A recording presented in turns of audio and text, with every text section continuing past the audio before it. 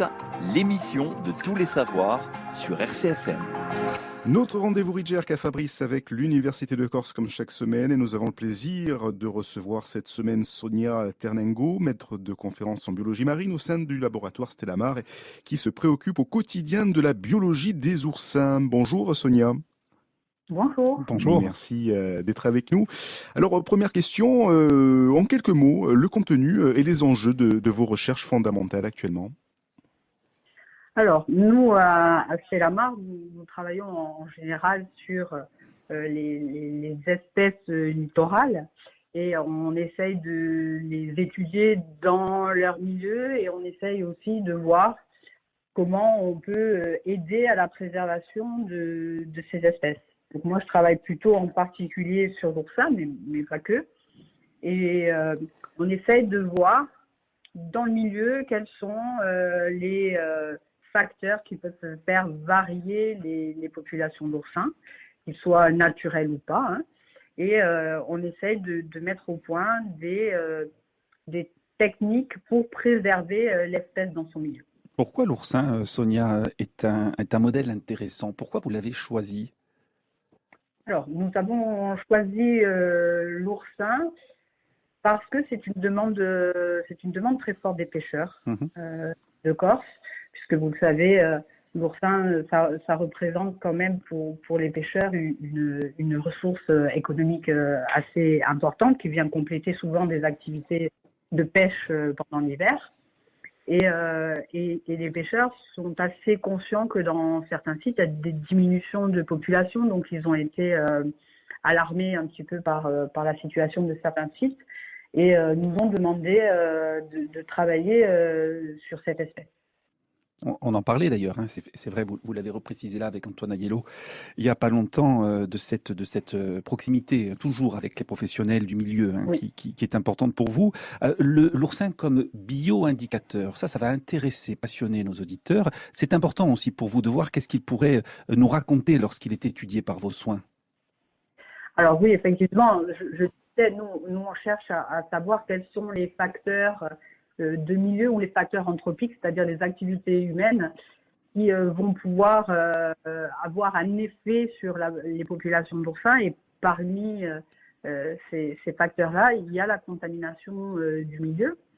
Et donc actuellement, avec ma doctorante, nous menons un projet où nous essayons de nous servir de l'oursin comme un bio-indicateur, puisque l'oursin qui vit dans le milieu va, entre guillemets, accumuler des contaminants.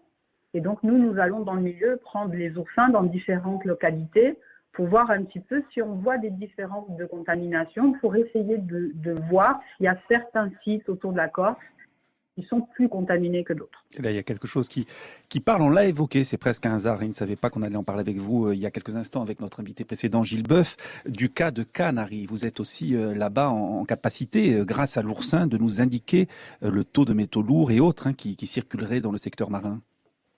Alors, tout à fait, nous on s'intéresse beaucoup à la mine de Canaries. Alors, il faut bien sûr rassurer les auditeurs.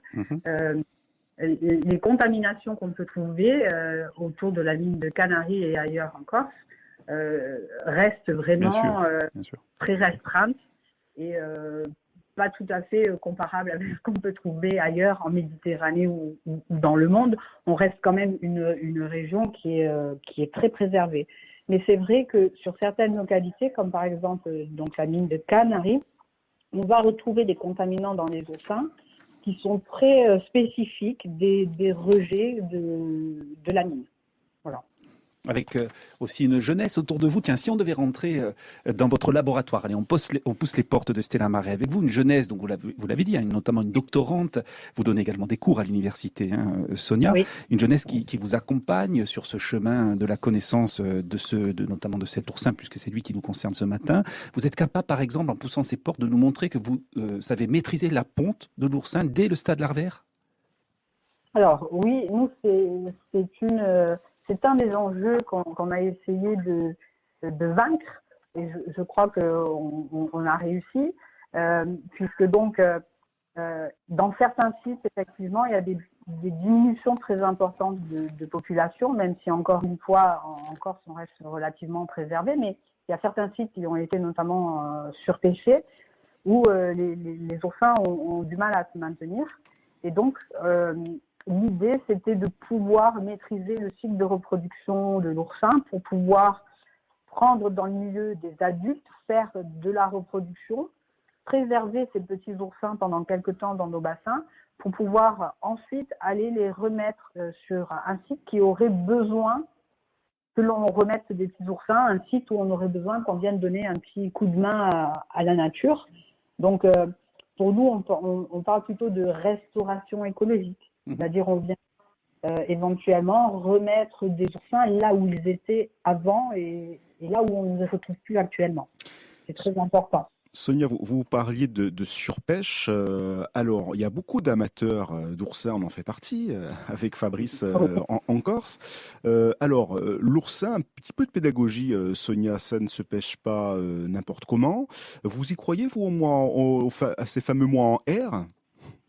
Alors, c'est pas vraiment les mois en R, puisqu'il y a une période d'ouverture qui est... Alors, ça peut fluctuer parfois en fonction des prud'homies, mais généralement, elles se mettent d'accord. C'est plutôt du 15 décembre au 15 avril. Donc, on ne marche pas tout à fait sur tous les mois en R, hein, mais il y a aussi une réglementation qui est au-delà des périodes de pêche. Hein. Il y a une taille à respecter. Normalement, il faut prélever un oursin qui a un diamètre de test au-delà de 5 cm. Et les gens ne le savent pas forcément. On n'est pas censé le pêcher en bouteille et on est censé manger plutôt sur place. Voilà, il y a des petites réglementations à respecter qui contribuent effectivement à maintenir la ressource. Et ce qu'on voit, nous, de nos études, c'est que quand même la réglementation a grandement participé à maintenir le niveau des populations, même si dans certains sites, effectivement, il y a encore un petit peu de travail à faire et c'est pourquoi on intervient avec ces restaurations écologiques. Mais la particularité de l'oursin, c'est que c'est une ressource marine qui est accessible aux pêcheurs un peu confirmés, certes, mais aussi aux particuliers. Parce que c'est une ressource qui est facile à venir chercher. On peut la pêcher à pied. Donc, quand je parle de surpêche, je ne parle pas forcément de surpêche uniquement due aux professionnels. Hein, on est d'accord. Hein. C'est parce qu'il y a aussi des amateurs, comme vous dites, dont vous faites partie. Moi, non, en fait, je ne l'ai pas repris tout à l'heure, Sonia. Mais figurez-vous que je n'ai jamais pêché. Et pour tout vous dire, la vérité, je n'ai jamais mangé un oursin. Non, je vous le dis, Christophe. Non, pas possible. Je vous promets, je n'ai jamais mangé un oursin de ma vie. Pourtant, j'aime les fruits de mer. Ouais. Je sais bon, pas regardez pas comme ça, je ne vais pas vous inviter pour autant en manger au c'est ce restaurant. que je souhaitais. Sonia Ternengo, merci en tout cas d'avoir été avec nous.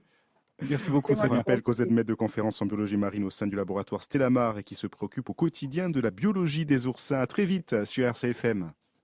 Merci. Bonne Merci, journée. Sonia. Au revoir. Au revoir. Non, pas de resto pour vous. Mais non, j'ai tenté.